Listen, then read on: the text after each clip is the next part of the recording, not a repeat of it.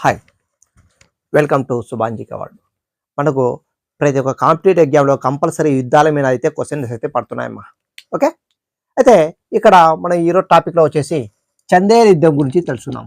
చందేరి యుద్ధం బాబరు మొదటి పానిపట్టు యుద్ధము, తర్వాత కాన్వా యుద్ధం తర్వాత చేసిన యుద్ధం ఏంటంటే మనకు చందేరి యుద్ధం. చందేరి యుద్ధం ఇది 1728 జనవరి 29న జరిగిందమ్మా. ఎప్పుడు 1728 జనవరి 29న జరిగింది. ఎవరెవరి మధ్య జరిగిందంటే యుద్ధము బాబర్ మరియు మేదిన్ రాయ్ మధ్య జరిగిందమ్మా. బాబర్ మరియు మేదిన్ రాయ్. ఇక్కడ ఈ యుద్ధంలో బాబర్ గెలుస్తాడు, మేదిన్ రాయ్ ఓడిపోతాడమ్మా. ఓకే, ఈ యుద్ధం తర్వాత చందేరి కోటను బాబర్ ఆక్రమిస్తాడు. యుద్ధం తర్వాత చందేరి కోటను బాబర్ ఆక్రమించుకున్నాడమ్మా. అధిక సంఖ్యలో రాజపుత్ర స్త్రీలు అగ్నిగుండంలో దూకి ఆత్మాహుతి అనేది చేసుకుంటారు.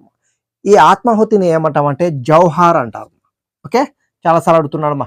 అధిక సంఖ్యలో రాజపుత్ర స్త్రీలు అగ్నిగుండంలో దూకి ఆత్మాహుతి చేసుకుంటారు, దీన్ని జౌహార్ అంటారు. ఓకే, సో ఇది చందేరి యుద్ధం గురించి. ఓకే, చిన్నది కంపల్సరీ మీరు ఇయర్ అనేది గుర్తుపెట్టుకోండి అమ్మా.